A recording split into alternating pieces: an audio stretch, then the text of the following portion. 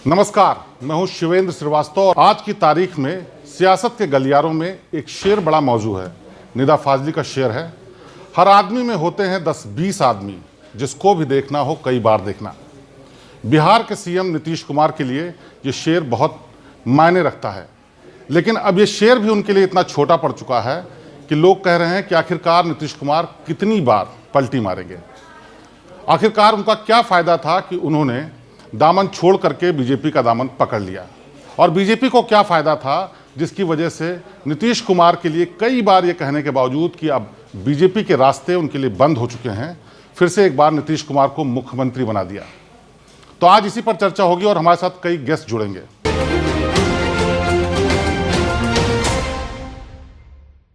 आज की नुक्ताचीनी शुरू करें उससे पहले देख लेते हैं कि नीतीश कुमार की पलटी मार राजनीति की कहानी क्या है।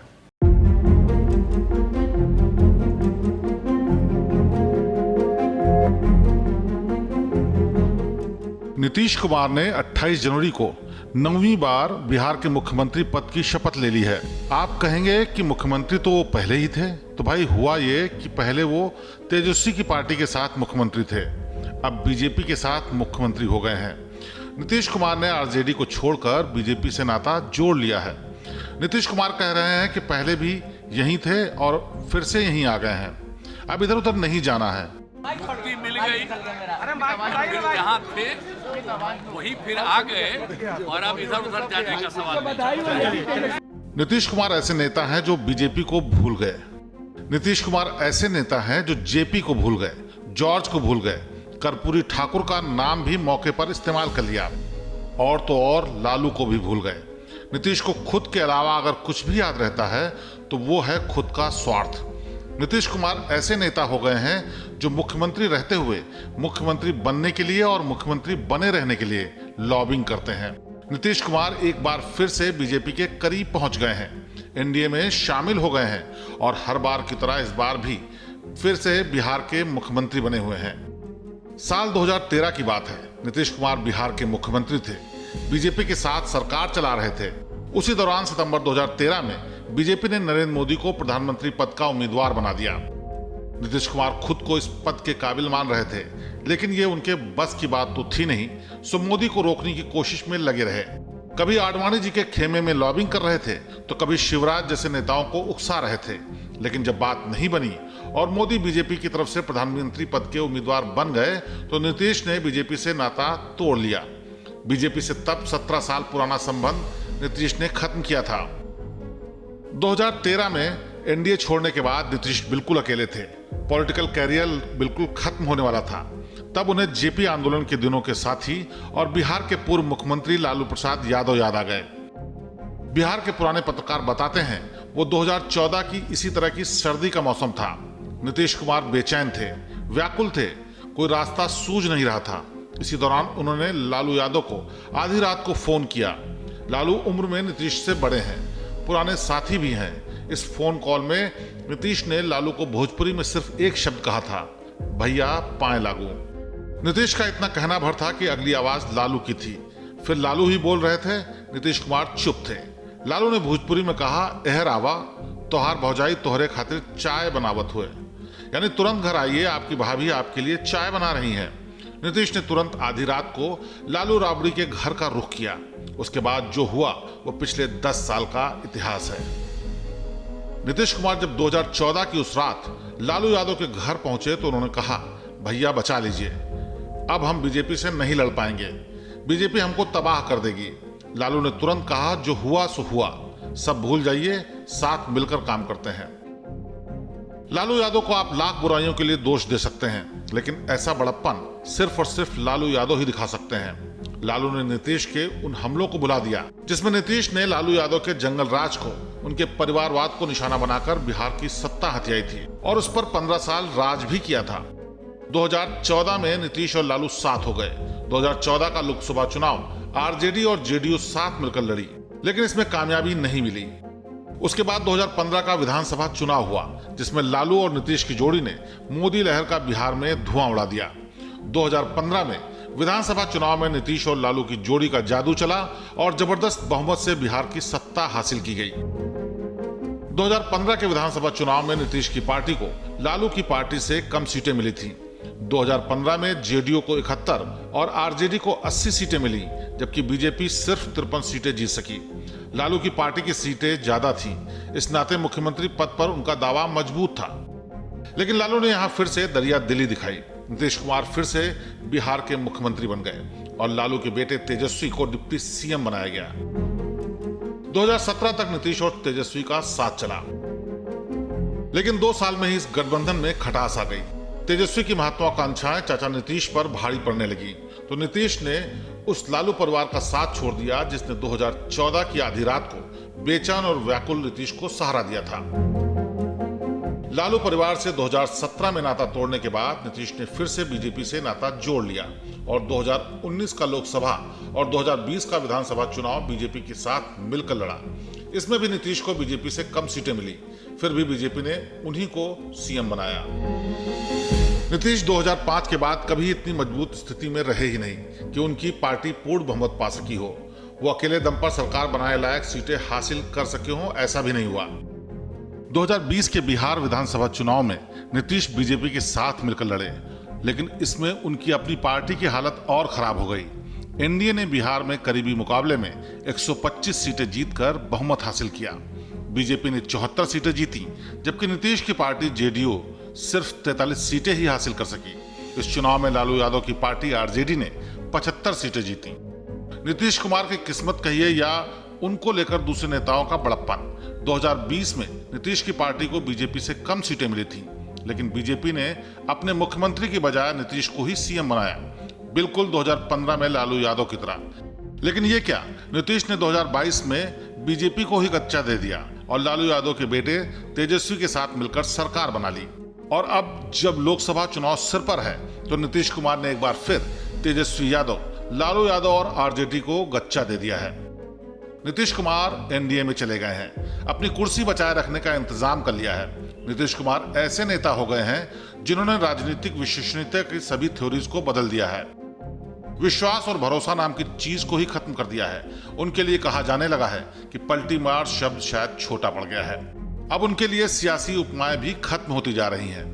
हमने बात शुरू की थी, नीतीश कुमार ने किस तरह जेपी को बुला दिया, किस तरह कर्पूरी ठाकुर को बुला दिया, किस तरह आडवाणी और वाजपेयी को बुला दिया, और इसमें जो बात कतई नहीं भूलनी चाहिए कि किस तरह उन्होंने अपने गुरु स्वर्गीय जॉर्ज फर्नांडिस को न सिर्फ भुला दिया, बल्कि उन्हें इतना तंग किया कि उन्हें अपनी अलग पार्टी बनानी पड़ी।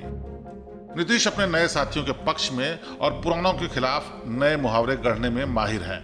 वो जब बीजेपी से अलग होते हैं तो सांप्रदायिकता का राग अलापने लगते हैं। लालू से अलग होते हैं तो उनको जंगल राज याद आ जाता है। अब नए सिरे से बीजेपी के साथ आ गए हैं तो कह रहे हैं कि अब इधर उधर नहीं जाएंगे, लेकिन इस पर भी भरोसा कैसे किया जाए। प्रशांत किशोर जैसे लोग तो कहने लगे हैं कि बिहार विधानसभा चुनाव आते आते नीतीश कुमार फिर पाला बदलेंगे और आरजेडी के साथ आ जाएंगे। भविष्य की इस पहेली को तो सिर्फ और सिर्फ नीतीश कुमार ही जानते होंगे। नीतीश के मन में क्या है, इसको उनके अलावा कोई और नहीं समझ सकता है। Bureau report, India ahead. तो आपने नीतीश कुमार के पलटीमार इतिहास की पूरी कहानी देखी, लेकिन यह भी देख लीजिए कि इस मामले में बीजेपी के बड़े नेताओं ने कैसे पलटी मारी है।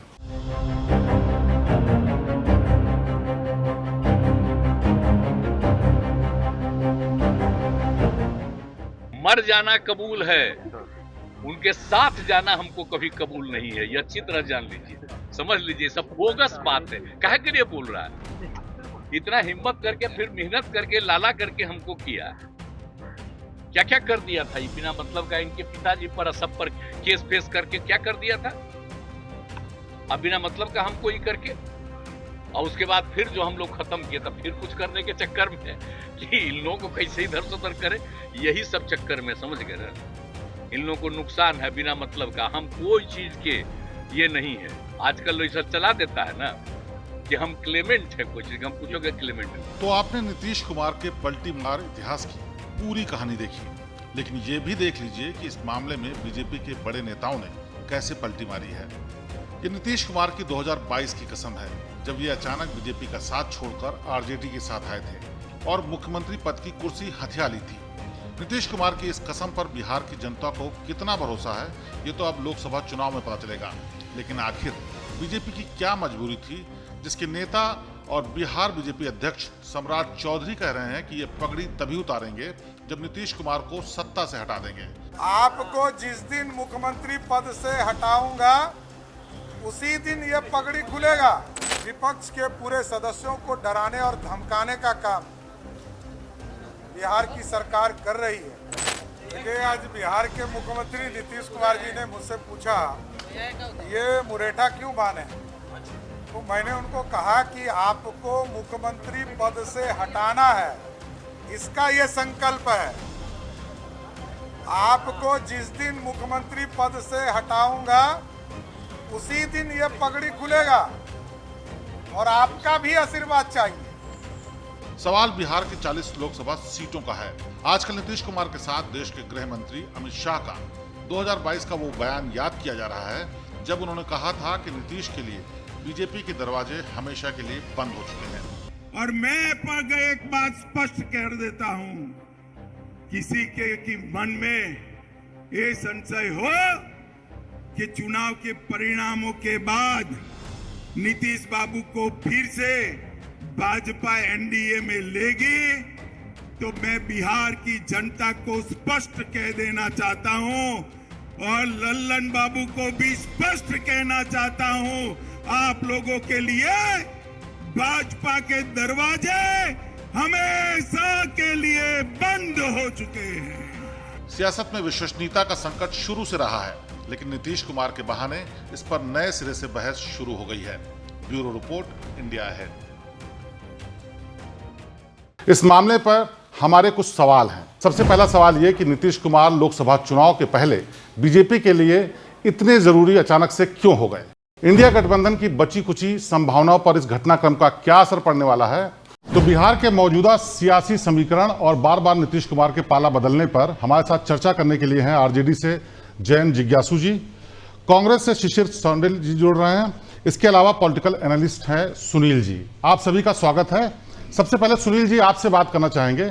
आप बहुत लंबे समय से इस तरह की राजनीतिक उठक पुठक देख रहे हैं, लेकिन जो मौजूदा हालात हैं, जो कुछ हुआ बिहार में, उसको आप किस नजरिए से देखते हैं? शिवेंद्र जी, ये तो मानिए कि नीतीश कुमार जी ने बिहार को एक जंगल राज से मुक्ति दिलाई और बिहार वासियों का उन पर अटूट विश्वास है और उनके ऐसा चेहरा बिहार में अभी कोई नहीं था। और जो आरजेडी में वो गए तो निश्चित ही वो स्वाभाविक गठबंधन नहीं था, और उनको जो वो कह रहे हैं कि गठबंधन हुई और वापस वो भाजपा में आए, तो जनता में इससे, जहां तक मेरी समझ है, जनता में इससे खुशी की लहर है कि अब डबल इंजन की सरकार बिहार का ऐच्छिक विकास करेगी। लेकिन सुनील जी, उसी जंगल राज का जिसके ऊपर आरोप लगाते थे, लगातार नीतीश कुमार कहते थे कि ये जंगल राज लालू प्रसाद यादव की सरकार में आया, उसी के साथ मिलकर के सरकार मिलाई और ऐसे मौके पर उनको छोड़ दिया जब जरूरत थी। अब लोकसभा का चुनाव आने वाला है, वो अवसरवादिता नहीं हुई और पलटू मार के जो उनके ऊपर छवि बन रही है, वो कहां तक आपको क्या गलत लगती है? देखिए, बिहार के हित में डबल इंजन की सरकार है और बिहार के हित में माननीय नीतीश कुमार जी ने स्पष्टता कितनी बार कह दिया है कि जो भी बन पड़ेगा करेंगे, और भाजपा के साथ उनका एक लंबा एसोसिएशन है। बीच में कहीं वो गए, लेकिन अभी जो आए तो एक तरह का उन्होंने होम कमिंग ऐसी संज्ञा दी है और अब जो रहेंगे, बिहार की जनता को विकास से मतलब है, स्थायित्व से मतलब है, भ्रष्टाचार मुक्त होने से मतलब है और यहाँ का कानून व्यवस्था ठीक रहने से मतलब है। तो इन सब चीजों से बिहार वासियों में जो है वो लोगों को है कि डबल इंजन की सरकार ऐच्छिक विकास करेगी। इसी चीजों के साथ हमें लगता नहीं है कि ये सब शब्द जो आप उपमाएं देते हैं, तो हमें लगता है कि आम बिहारियों को इस तरह की उपमाएं हो सकता है पसंद ना आए। अच्छा, ठीक है। कांग्रेस से शिशिर जी भी हमारे साथ हैं। शिशिर जी, ये बताइए, नीतीश कुमार तो चले गए वापस बीजेपी में, अब आपको क्या दिखता है जो इंडी गठबंधन है उस गठबंधन पर कितना असर आएगा? और दूसरा, अखिलेश यादव तो एक बार कह रहे थे कि उनको हम प्रधानमंत्री के तौर पर देख रहे थे और बड़ी उम्मीदें थी और लग रहा था गठबंधन आगे जाएगा इनके साथ, लेकिन इन्होंने तो पलटी मार ली है, पाला बदल लिया है। अब क्या लगता है आपको?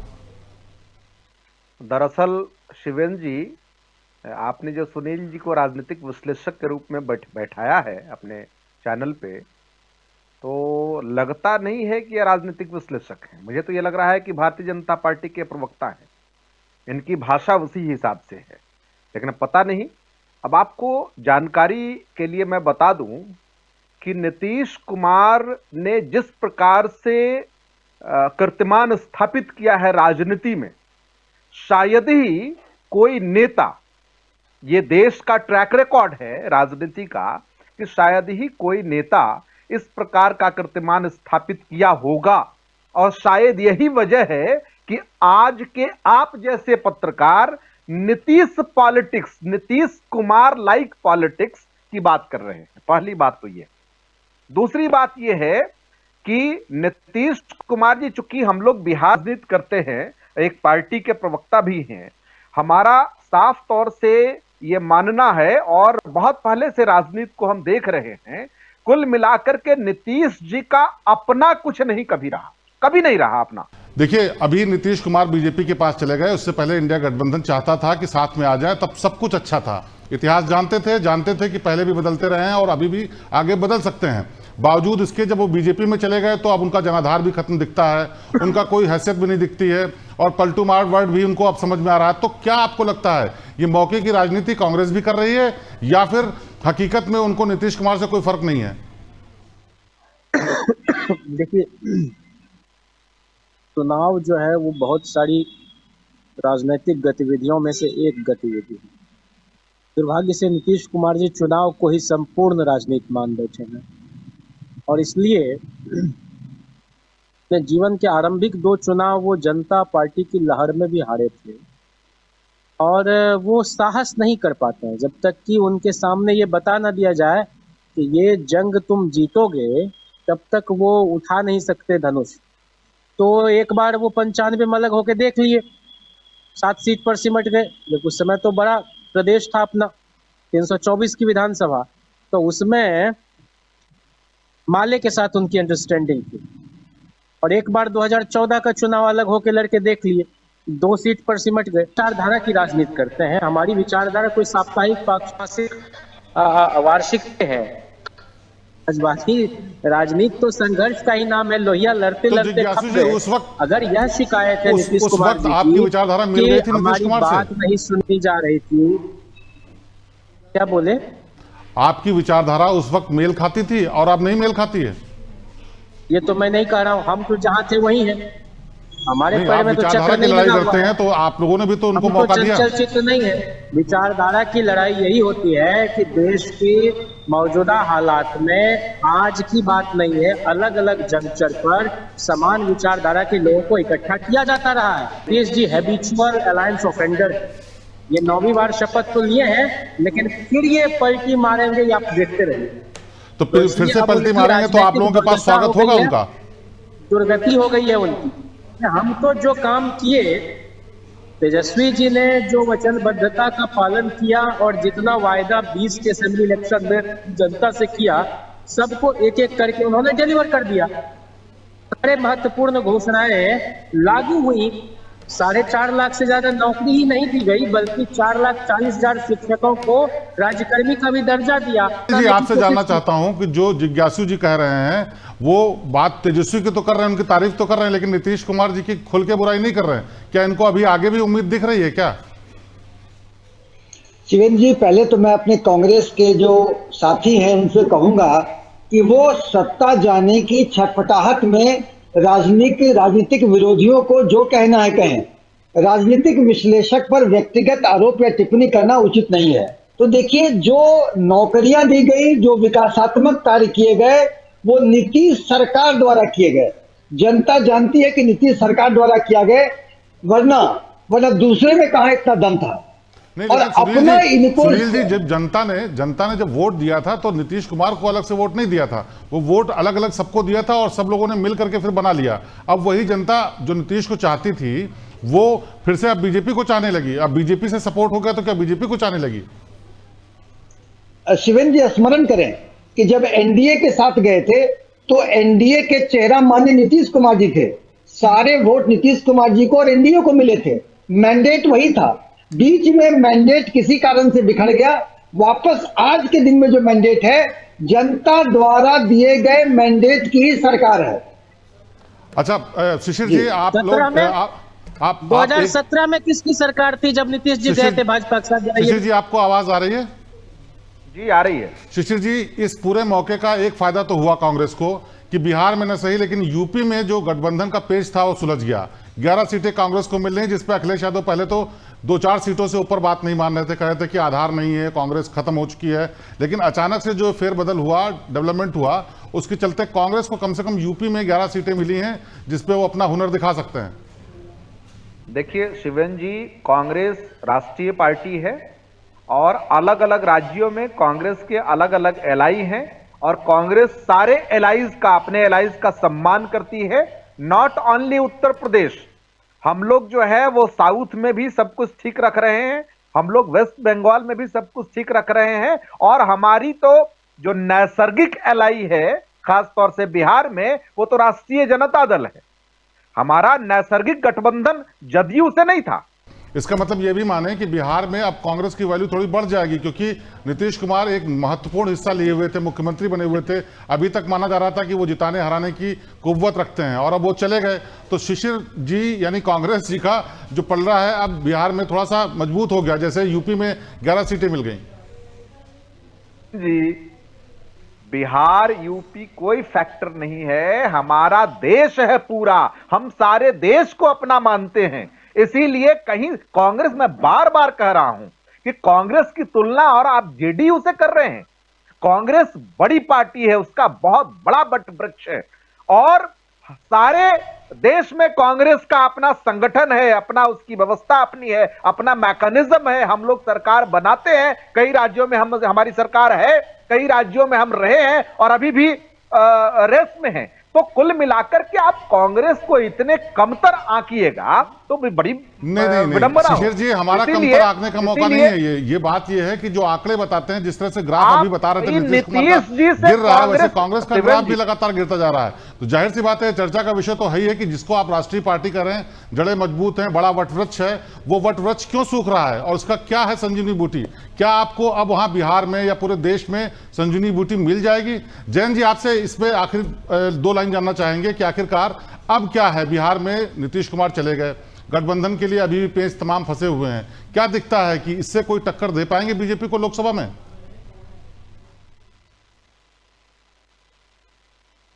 इसको और मजबूत करने में हम लोग जुटे हुए। एक जाता है तो 2 आए। तो हम लोग तो हमेशा से इस कोशिश में रहे हैं कि मौजूदा हुकूमत जो है वो पूंजीपति प्रेमी है, उद्योगपति प्रेमी है, उसको हटा के और गरीब प्रेमी, किसान प्रेमी सरकार को हम लाएं। और इसी कोशिश में लालू जी भी लगे हुए हैं और हम सामाजिक न्याय, आर्थिक न्याय, राजनीतिक न्याय, सांस्कृतिक न्याय, लैंगिक न्याय और जलवायु न्याय के लिए काम करते रहे। चलिए, आप लोगों का बहुत हम चुनाव में भी जा रहे हैं, क्योंकि हमने मुफ्त इलाज जांच की सुविधा प्रदान की है IGIMS में, तो हमारा काम दिख रहा है सब जगह। इस मुद्दे पर हमारी राय यह है कि राजनीति में न तो कोई स्थायी दोस्त होता है और ना ही स्थायी दुश्मन। राजनीतिक फायदों के हिसाब से दोस्ती और दुश्मनी तय होती है। नेता अपना रास्ता बदलते रहते हैं। दल बदल का कानून बन गया, फिर भी ऐसी चीजें रुकने का नाम नहीं लेती। आया राम गया राम का इतिहास हमने हिंदुस्तान की सियासत में कई बार देखा है। अब नया नाम आ गया है, पलटू राम। हमारा सुझाव यही है कि नेताओं को राजनीतिक मर्यादाओं और विश्वसनीयता का ख्याल रखना चाहिए, वरना पब्लिक है ये सब जानती है। बिहार की राजनीति अब किस करवट बैठती है ये तो देखने की बात होगी, लेकिन लोकसभा चुनाव के मद्देनजर अब ज्यादा इंपॉर्टेंट हो गया है, क्योंकि कांग्रेस को, आरजेडी को और बाकी दूसरी सियासी पार्टियों को एक नया मुद्दा मिल गया है। न सिर्फ मुद्दा मिल गया है बल्कि एक उम्मीद भी जगी है कि शायद अब उनकी इस गठबंधन में, जो कि इंडिया गठबंधन है, इसमें उनकी वैल्यू भी बढ़ेगी। क्या इसका असर होगा आगे चुनाव में, वक्त बताएगा। लेकिन आज इस चर्चा में बस इतना ही। श्रेष्ठ भारत पर खबरों से जुड़े रहने के लिए चैनल को सब्सक्राइब करें, बेल आइकन दबाएं और देखते रहें श्रेष्ठ भारत।